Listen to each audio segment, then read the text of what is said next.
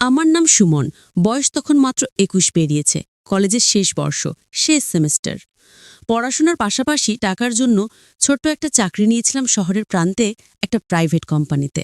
কাজটা ছিল data entry আর কিছু ফিল্ড ওয়ার্ক। বসের নাম ছিল আর্জুন সেন। অফিসে সবাই তাকে স্যার বলে ডাকত। আমি প্রথম যেদিন জয়েন করি সেদিন থেকেই শুনতাম আর্জুন সেন নাকি খুব স্ট্রিক্ট, কিন্তু কাজ বুঝিয়ে দেন দারুণ। বয়স তার ৪০-এর কোঠায় হবে বলে সবাই ধরে নিয়েছিল। আমিও তাই ভেবেছিলাম, কিন্তু আমি ভুল করেছিলাম, খুব বড় ভুল। সেদিন ছিল জুনের শেষ, বাইরে ঝড়ের আভাস।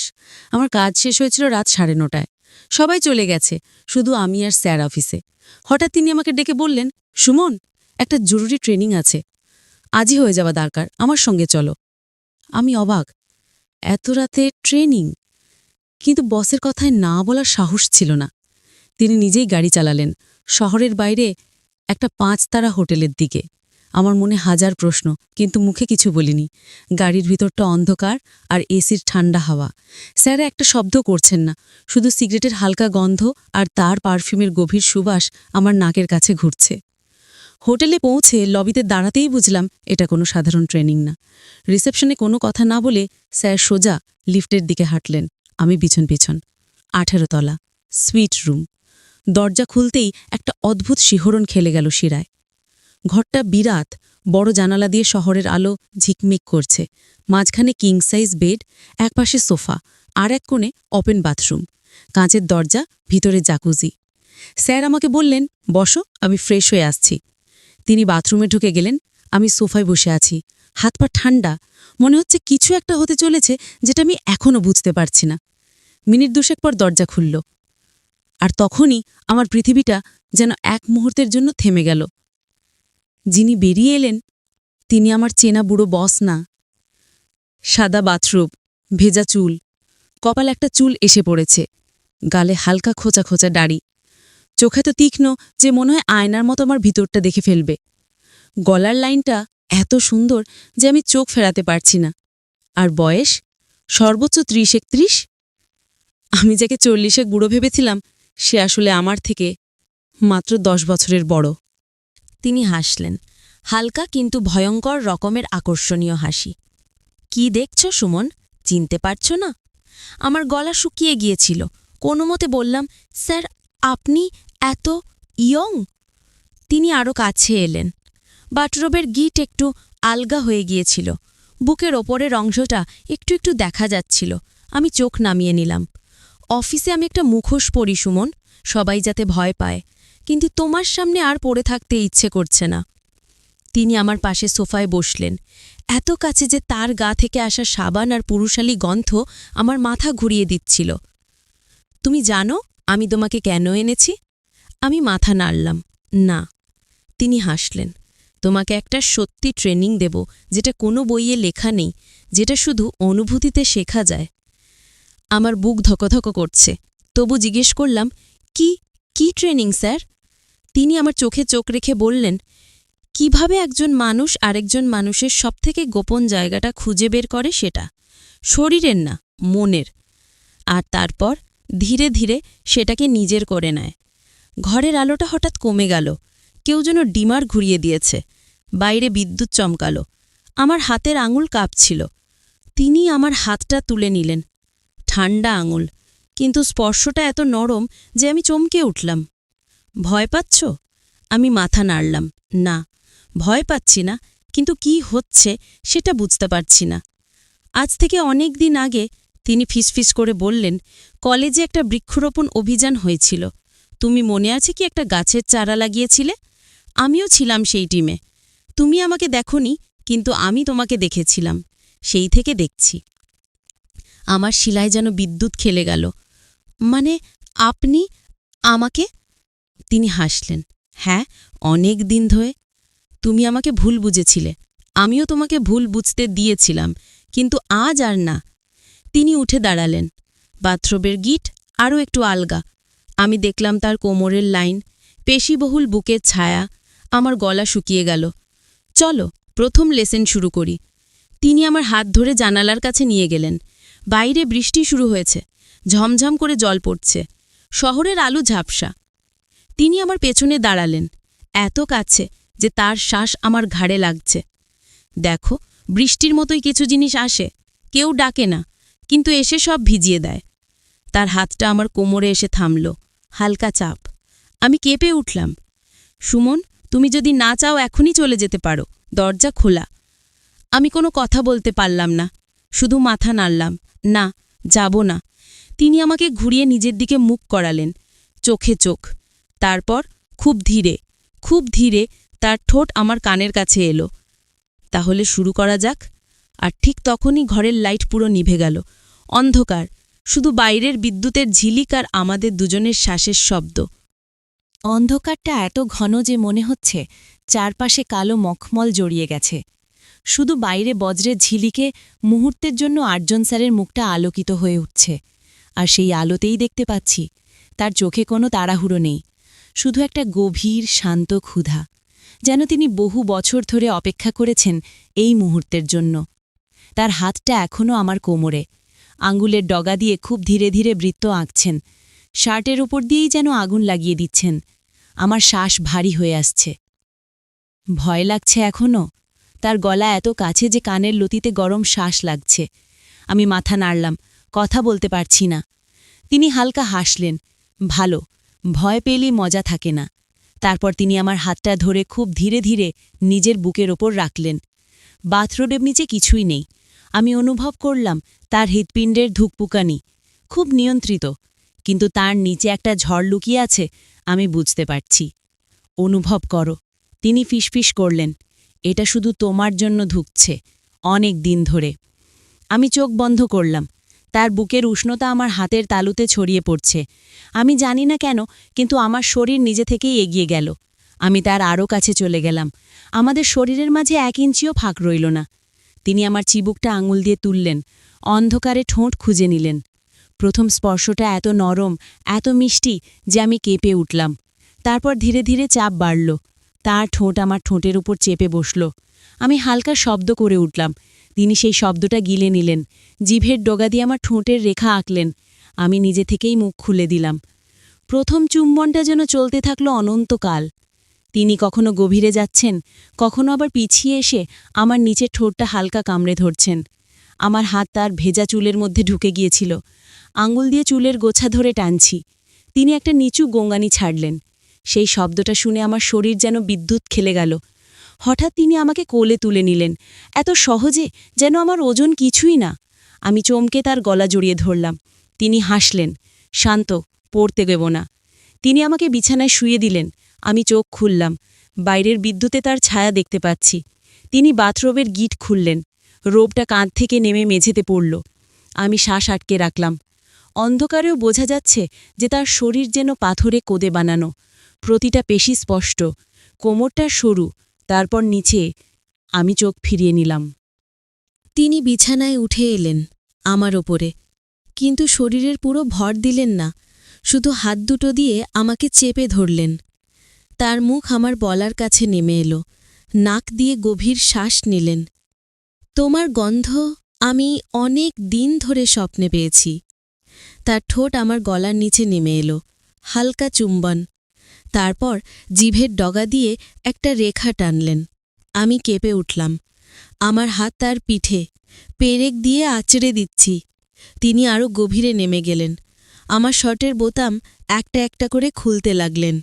স্যার, আমি ফিসফিস করলাম। তিনি থেমে আমার চোখে তাকালেন। আজ থেকে আর স্যার না, আর্জন বলো। আমি লজ্জায় মুখ ফিরিয়ে নিলাম। তিনি হাসলেন। তারপর আমার কানে ফিসফিস করলেন, না পারলে কিছু না বললেও চলবে, শুধু আমার নামটা মনে মনে বলো। যখন আমি তোমার ভিতরে থাকব, তখন শুধু সেই নামটা মনে করো। আমার শরীরে যেন আগুন ধরে গেল। তিনি শার্টটা পুরো খুলে দিলেন। তারপর আমার বুকের ওপর মুখ নামালেন, ঠোঁট দিয়ে হালকা কামড়। আমি শব্দ করে উঠলাম। তিনি একটা হাত আমার হাতের ওপর চেপে ধরলেন, আর একটা হাত নিচে নেমে গেল আমার বেল্টের কাছে। ঠিক তখনই হঠাৎ ফোন বেজে উঠল। আমার ফোন, বিছানার পাশে। রিংটোনটা এত জোরে যে আমরা দুজনেই চমকে উঠলাম। আর্জন মুখ তুললেন, তার চোখে একটা অদ্ভুত ছায়া। আমি ফোনটা তুলে দেখলাম অজানা নম্বর। আমি কেটে দিলাম, কিন্তু আবার বাজল। আর্জনের মুখটা হঠাৎ শক্ত হয়ে গেল। তিনি বিছানা থেকে নেমে গেলেন, বাথরোবটা তুলে পরে নিলেন। ধরো। আমি ফোনটা কানে দিলাম, ওপাশ থেকে একটা মেলি গলা। সুমন, তুমি কোথায়? কণ্ঠটা চেনা চেনা লাগছে। আমি চমকে উঠলাম। রিয়া? রিয়া, আমার কলেজের বন্ধু, বৃক্ষরোপণ অভিযানের টিমের হেড। সেই যে গাছ লাগানোর প্রোগ্রাম, সেই রিয়া। তুই কোথায়? আমি অনেকক্ষণ ধরে খুঁজছি। তুই কি জানিস, সেই গাছটা যেটা আমরা একসাথে লাগিয়েছিলাম সেটা আজ উপড়ে ফেলা হয়েছে, আর তার জায়গায় একটা বড় প্রজেক্ট হচ্ছে। আর সেই প্রজেক্টের হেড আর্জন সেন। আমি আর্জনের দিকে তাকালাম। তিনি জানালার কাছে দাঁড়িয়ে। বাইরে বৃষ্টি পড়ছে, তার মুখ অন্ধকারে দেখা যাচ্ছে না। তুই কি জানিস? রিয়া ফিসফিস করে বলল। আর্জন সেন আসলে কে? সে কখনো কলেজে পড়েনি। সে অনেক আগে থেকেই শহরে ছিল, আর তার একটা পুরনো নাম ছিল অর্জুন রায়। আমার হাত থেকে ফোনটা পড়ে যাওয়ার উপক্রম হল। আর্জন ধীরে ধীরে আমার দিকে ঘুরলেন। বিদ্যুতের আলোয় তার মুখ দেখলাম। হাসি নেই, শুধু একটা গভীর অন্ধকার দৃষ্টি। কি বলল? তিনি শান্ত গলায় জিজ্ঞেস করলেন। আমি কথা বলতে পারলাম না। তিনি কাছে এলেন, ফোনটা আমার হাত থেকে নিয়ে স্পিকার অন করলেন। রিয়ার গলা ভেসে এলো। সুমন, তুমি কোথায়? তুমি কোথায়? তুই যদি তার সাথে থাকিস এক্ষুনি চলে আয়। সে বিশ্বাসযোগ্য না। সে সে অনেকের জীবন নষ্ট করেছে। আর্জন হাসলেন, শান্ত, ঠান্ডা হাসি। রিয়া, অনেক দিন পর তোমার গলা শুনলাম। ওপাশ থেকে চিৎকার, তারপর লাইন কেটে গেল। আমি পিছিয়ে গেলাম। আপনি আপনি আসলে কে? তিনি আমার দিকে এগিয়ে এলেন, খুব ধীরে। আমি যে বলেছি আমি সেই আর্জন সেন, অর্জুন রায়। নাম তো শুধু নাম। তুমি আমাকে যে নামে ডাকবে আমি সেই হয়ে যাব। তিনি আমার কাছে এসে দাঁড়ালেন, আমার চোখে চোখ রেখে বললেন, তুমি এখনো যেতে পারো, দরজা খোলা। কিন্তু যদি থাকো তাহলে আর ফিরে যাওয়ার পথ থাকবে না। আমি তোমাকে ছেড়ে দেব না, কক্ষনো না। বাইরে বৃষ্টি আরও জোরে পড়ছে, ঘরের মধ্যে শুধু আমাদের শ্বাস। আমি কাঁপা গলায় বললাম, আমি আমি যাব না। তিনি হাসলেন, এবার সত্যিকারের হাসি। ভালো, তাহলে দ্বিতীয় লেসন শুরু করা যাক। তিনি আমাকে আবার বিছানায় টেনে নিলেন। এবার আর কোনো বাধা নেই। বৃষ্টি এখনো থামেনি। জানালার কাঁচ বেয়ে জলের ধারা নামছে, যেন কেউ কাঁদছে নিঃশব্দে। আমি বিছানায় শুয়ে। আর্জন আমার উপর ঝুঁকে আছেন। তার চোখে এখনও সেই অন্ধকার হাসি, কিন্তু এবার তার মধ্যে একটা নতুন জিনিস মিশেছে, একটা পাগলামি, যেন তিনি আর লুকোচ্ছেন না। তার আঙুল আমার গলার ওপর দিয়ে নেমে আসছে, খুব ধীরে, যেন প্রতিটা ইঞ্চি মুখস্থ করে নিচ্ছেন। তুমি জানো সুমন, আমি প্রথম যেদিন তোমাকে দেখি সেদিন তুমি সাদা শার্ট পরেছিলে, বৃক্ষরোপণের দিন। তুমি একটা চারা হাতে দাঁড়িয়েছিলে, মাটিতে হাঁটু গেড়ে বসেছিলে। তোমার কপালে ঘামের ফোঁটা আমি দূর থেকে দেখছিলাম, আর মনে মনে বলছিলাম, এই ছেলেটাকে আমি একদিন পুরোপুরি নিজের করে নেব। আমার শরীর কাঁপছে, কিন্তু ভয়ে নয়, অন্য কিছুতে। তুমি তুমি সেদিন ছিলে? আমি কোনো মতে জিজ্ঞাসা করলাম। তিনি হাসলেন। আমি সবসময় ছিলাম, তোমার পিছনে, তোমার ছায়ার মতো। তুমি কখনো টের পাওনি। তার হাত এবার আমার বুকের ওপর, আমার নিপালের ওপর আঙুলের ডগা ঘুরছে। হালকা চাপ, আমি শব্দ করে উঠলাম। তিনি আমার মুখের ওপর ঝুঁকে এলেন। শশ, চুপ, এখনো অনেক পথ বাকি। তিনি আমার প্যান্টের বোতাম খুললেন, জিপার নামালেন। আমি চোখ বন্ধ করে ফেললাম। লজ্জায়, উত্তেজনায়, ভয়ে সব মিশে গিয়েছে। তার হাত আমার তলপেটে, তারপর আরও নিচে। আমি কেঁপে উঠলাম। তার আঙুলের স্পর্শে আমার শরীর যেন বিদ্যুতের শক খেল। এই যে, তিনি ফিসফিস করলেন, এটাও আমার জন্যই এত উত্তেজিত, তাই না? আমি কোনো উত্তর দিতে পারলাম না, শুধু একটা দীর্ঘশ্বাস বেরিয়ে এলো। তিনি আমার প্যান্টটা পুরোপুরি খুলে দিলেন। এখন আমি শুধু আন্ডারওয়্যারে। তিনি আমার পায়ের মাঝে বসলেন, আমার দুটো হাঁটু আলতো করে আলাদা করে দিলেন, তারপর মাথা নামালেন। আমি চমকে উঠলাম। আটজন। না, কিন্তু তিনি শুনলেন না। তার গরম শ্বাস আমার সবচেয়ে স্পর্শকাতর জায়গায় লাগল। তারপর ঠোঁটের স্পর্শ, হালকা চুম্বন। আমার হাত বিছানার চাদর আঁকড়ে ধরল। আমি আর নিজেকে ধরে রাখতে পারছি না। ঠিক তখনই তার ফোন বাজল। তিনি থেমে গেলেন, মুখ তুললেন। তার চোখে একটা ঝড়। তিনি বিছানা থেকে নেমে গেলেন, ফোনটা তুলে কানে দিলেন। কোনো কথা বললেন না, শুধু শুনলেন। তারপর ফোনটা ছুঁড়ে ফেলে দিলেন দেওয়ালে। ফোনটা ভেঙে গেল। আমি উঠে বসলাম। কি হয়েছে? তিনি আমার দিকে তাকালেন, চোখ লাল। রিয়া, সে পুলিশে খবর দিয়েছে। আমার হৃৎপিণ্ড থিমে যাবার মতো হলো। মানে? তিনি হাসলেন, তবে এবার হাসিতে কোনো উষ্ণতা নেই। আমি তো বলেছিলাম আমার পুরনো নাম অর্জুন রায়। সেই নামে আমার বিরুদ্ধে কয়েকটা কেস আছে, পুরনো, কিন্তু এখনও বন্ধ হয়নি। রিয়া সেগুলো খুঁজে বের করেছে। আমি কাপা গলায় জিজ্ঞেস করলাম, কি কি কেস? তিনি আমার কাছে এলেন, আমার চুল ধরে মুখ তুললেন।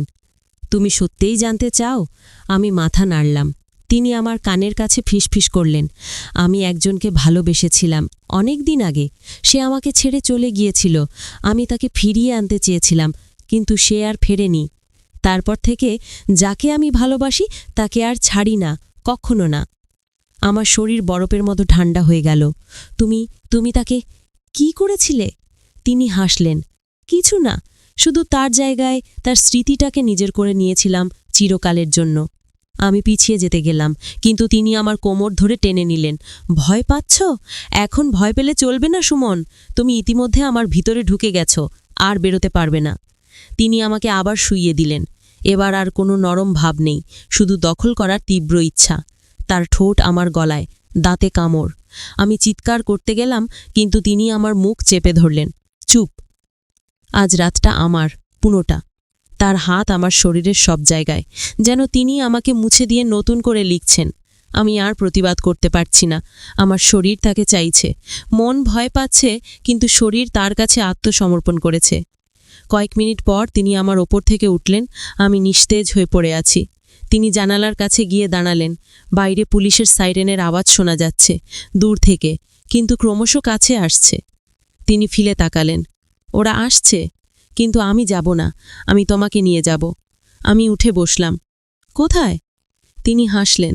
যেখানে কেউ আমাদের খুঁজে পাবে না, যেখানে শুধু তুমি আর আমি, চিরকাল। তিনি আমার হাত ধরে টানলেন। আমি দাঁড়ালাম। আমার শরীরে আর কোনো কাপড় নেই। তিনি আমাকে একটা কালো ওভারকোট পরিয়ে দিলেন, নিজেও একটা পরলেন। চলো। আমরা দরজার দিকে এগোলাম, কিন্তু ঠিক তখনই দরজায় ধাক্কা পড়ল। পুলিশ, দরজা খোলো। আরিয়ান আমার কানে ফিসফিস করলেন, ভয় পেও না, আমি আছি।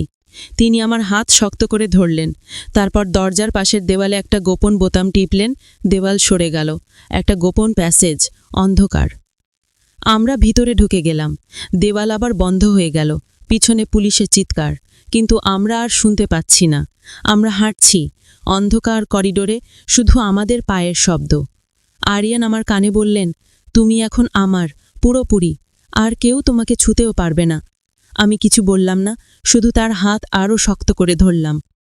অন্ধকার করিডোরটা যেন শেষ হতে চায় না। আমার হাত আটজনের হাতে। তার আঙুল আমার কবজির ওপর এত শক্ত যে ব্যথা লাগছে, কিন্তু আমি ছাড়াতে চাইছি না। আমার পায়ে কোনো জুতো নেই। ঠান্ডা মেঝেতে পা পড়ছে, কিন্তু আমি আর ঠান্ডা অনুভব করছি না। আমার শরীরের ভেতরে যে আগুন জ্বলছে, সেটা সব কিছু গরম করে দিয়েছে। কয়েক মিনিট হাঁটার পর একটা দরজা এলো। আটজন চাবি বের করে খুললেন। ভেতরে ঢুকতেই আলো জ্বলে উঠল।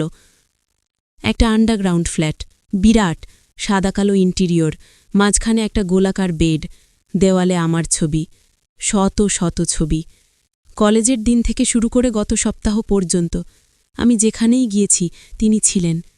আমি হাসছি, পড়ছি, ঘুমোচ্ছি, বৃষ্টিতে ভিজছি, সব ছবি। আমি থমকে দাঁড়ালাম। এসব কবে থেকে? তিনি পিছন থেকে আমাকে জড়িয়ে ধরলেন, চিবুকে ঠোঁট ঠেকালেন। 3 বছর ধরে, যেদিন তুমি প্রথম গাছের চারা হাতে নিয়ে মাটিতে হাঁটু গেড়ে বসেছিলে, সেদিন থেকে। তিনি আমাকে ঘুরিয়ে নিলেন। তুমি ভাবো আমি পাগল, কিন্তু ভালোবাসা যখন এত গভীর হয়, তখন সে সীমা ছাড়িয়ে যায়। আমি তোমাকে শুধু চাইনি, আমি তোমাকে দরকার ছিল, প্রতিটা শ্বাসে। আমি কথা বলতে গেলাম, কিন্তু তিনি আমার ঠোঁটে আঙুল রাখলেন। এখন আর কোনো প্রশ্ন নেই, শুধু আমরা দুজন। তিনি আমাকে কোলে তুলে নিলেন, বেডে শুইয়ে দিলেন। এবার আর কোনো তাড়াহুড়ো নেই, যেন তার কাছে সময় আছে অনন্তকাল। তিনি আমার উপর ঝুঁকলেন, আমাদের শরীর এক হয়ে গেল, ধীরে, খুব ধীরে, যেন প্রতিটা সেকেন্ডকে তিনি চিরকালের জন্য মুখস্থ করে নিচ্ছেন। আমার শরীরের ভিতরে তিনি প্রবেশ করলেন। আমি চোখ বন্ধ করলাম। ব্যথা ছিল, কিন্তু তার চেয়ে বেশি ছিল একটা অদ্ভুত পূর্ণতা, যেন আমি একটা দিন অসম্পূর্ণ ছিলাম। তিনি আমার কানে ফিসফিস করলেন, বলো আমার নাম। আমি কাঁপা গলায় বললাম, আর্জন। তিনি আরও গভীরে গেলেন। আরেকবার। আমি চিৎকার করে উঠলাম, আর্জন! তিনি হাসলেন, তার গতি বাড়ল। আমরা দুজনেই হারিয়ে গেলাম। বৃষ্টির শব্দ, পুলিশের সাইরেন, পৃথিবীর সব কিছু মুছে গেল, শুধু আমাদের শ্বাস আর শরীরের ছন্দ। অনেকক্ষণ পর তিনি আমার পাশে শুয়ে পড়লেন। আমি তার বুকে মাথা রাখলাম। তার হৃৎপিণ্ডের শব্দ শুনছি। তিনি আমার চুলে বিলি কাটছেন। এখন তুমি আমার, পুরোপুরি। কেউ আর তোমাকে আমার কাছ থেকে কেড়ে নিতে পারবে না। আমি চুপ করে রইলাম। হঠাৎ তার ফোন বাজল, একটা পুরনো ফোন। টেবিলে ছিল, তিনি উঠে ধরলেন। কথা বললেন না, শুধু শুনলেন। তারপর ফোনটা আমার দিকে এগিয়ে দিলেন। তোমার জন্য? আমি কানে দিলাম। রিয়ার গলা কাঁপছে। সুমন, তুই যদি এখনো বেঁচে থাকিস, শোন, আর্জন সেন, সে কাউকে ছাড়ে না। সে যাকে ভালোবাসে তাকে নিজের সঙ্গে নিয়ে যায়, নিচে, মাটির নিচে, যেখানে আমাদের সেই গাছের শেকড় ছিল। আমি চমকে উঠলাম। মানে? রিয়া কাঁদছে। সেই গাছের নিচে ৩ জনের দেহ পাওয়া গেছে। ৩ জনই তার পুরনো প্রেমিক। তারা সবাই নিখোঁজ হয়েছিল, কিন্তু আজ খোঁড়ার সময় পাওয়া গেছে। তুই পালা সুমন। ফোনটা আমার হাত থেকে পড়ে গেল। আর্জন আমার দিকে তাকিয়ে হাসছেন। তুমি এখন বুঝেছ আমি কাকে বলি চিরকালের জন্য নিজের করে নেওয়া? আমি পিছিয়ে গেলাম, বিছানা থেকে নামতে গেলাম, কিন্তু তিনি আমার কোমর ধরে টেনে নিলেন। কোথায় যাচ্ছ প্রিয়? আমাদের গল্প এখনো শেষ হয়নি। আমি চিৎকার করলাম, কিন্তু এত গভীরে কেউ শুনতে পাবে না। তিনি আমাকে জড়িয়ে ধরলেন, আমার গলায় একটা ইঞ্জেকশনের মতো কিছু ঢোকালেন। শশ, ঘুমো। যখন ঘুম ভাঙবে তখন আমরা একসঙ্গে থাকব, চিরকাল, মাটির নিচে, যেখানে কোনো বৃষ্টি, কোনো পুলিশ, কোনো দিন আসে না। আমার চোখের সামনে সব ঝাপসা হয়ে আসছে। শেষ যে ছবিটা দেখলাম, তিনি আমাকে চুম্বন করছেন আর ফিসফিস করছেন, ভালোবাসি সুমন, চিরকাল। তারপর অন্ধকার। ১ মাস পর শহরের খবরে এসেছিল, কলেজ ছাত্র সুমন নিখোঁজ। শেষ দেখা গিয়েছিল বস আর্জন সেনের সঙ্গে। আর্জন সেনও আর খুঁজে পাওয়া যায়নি। আর সেই পুরনো বৃক্ষরোপণের জায়গায় নতুন গাছ লাগানো হয়েছে, যে গাছের শেকড় মাটির গভীরে নেমে গেছে, অনেক গভীরে।